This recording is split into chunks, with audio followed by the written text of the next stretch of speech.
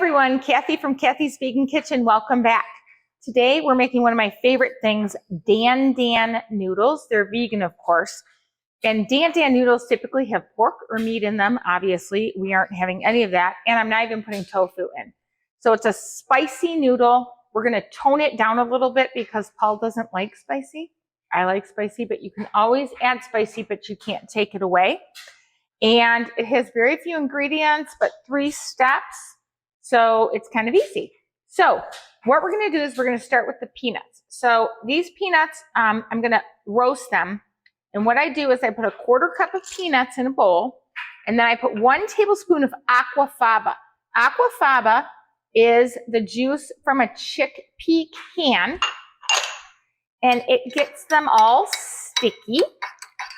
And then I have a teaspoon of chili powder, a teaspoon of garlic powder, and I also have a teaspoon of red pepper flakes in the recipe, but Paul doesn't like spicy, so I did a 1/2 of a tablespoon or teaspoon for him.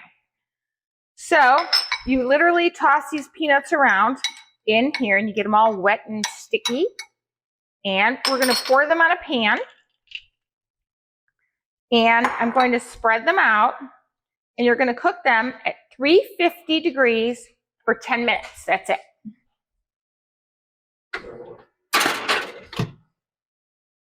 Okay, peanuts are done. We're going to get rid of that.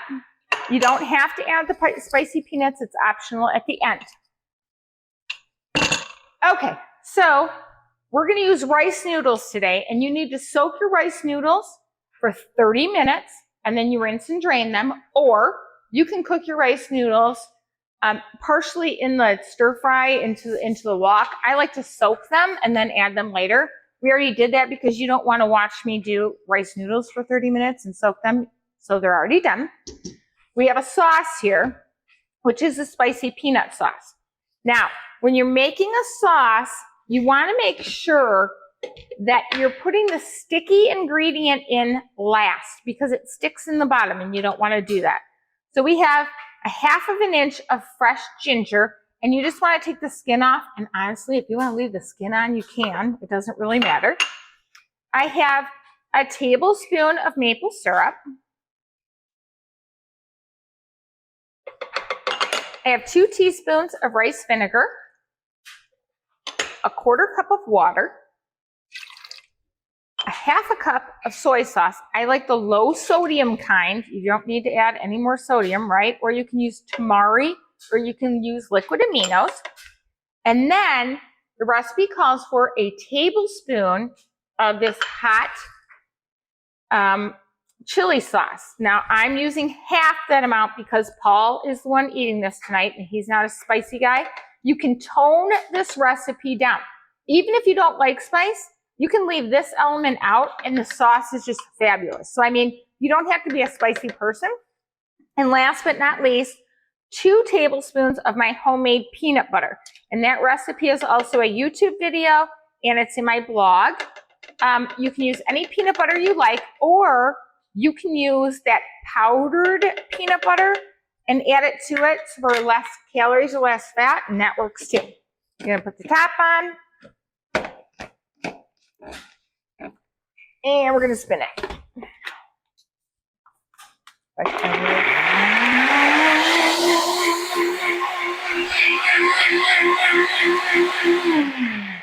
And you just want to make sure that the ginger is mixed in there, which is because I have a good blender. If you don't have a good blender, you can mince the ginger first. That works too. So you're going to look at the sauce. Now, the biggest mistake people make when making any kind of stir fry or noodle dish is they cook it in the sauce.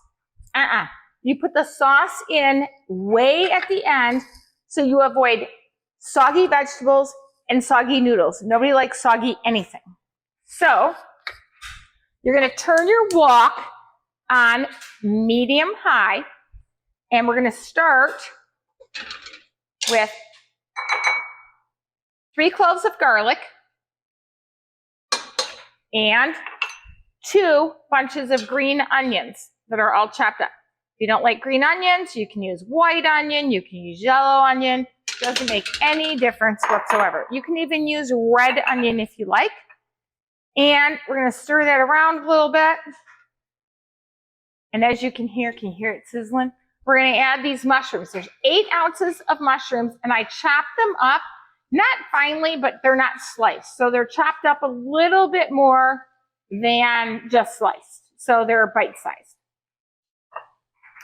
Now, what I call this is cooking in stages. And what that means is you want to cook this up, and you want to make sure those onions sweat, and you get the mushrooms cooked down a little bit. I'm going to go check on these peanuts.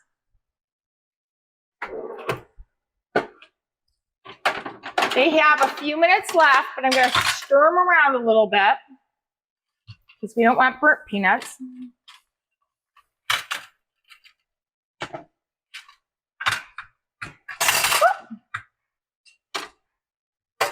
And I'm going to pop them back in.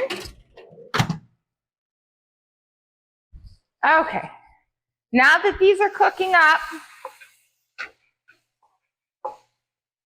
we are going to add the cabbage first. And this is 1 cup of red cabbage, and I just chopped it up. Now the cabbage takes longer to cook than the bok choy. So you want to put the cabbage in next. And you want to cook it a little bit down before you add a less dense green, because you want to make sure that you cook the cabbage enough so it's not too hard. So we're going to cook this up.